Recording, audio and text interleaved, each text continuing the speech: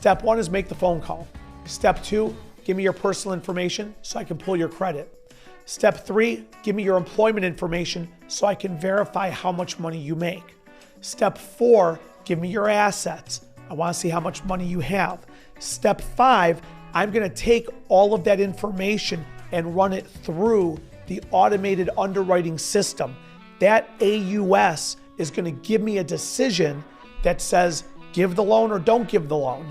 And approval in that system is probably about 70% of the way home. And people say, Hesh, but if it approved me, what would happen that would decline me? Simple. For example, let's pretend you quit your job.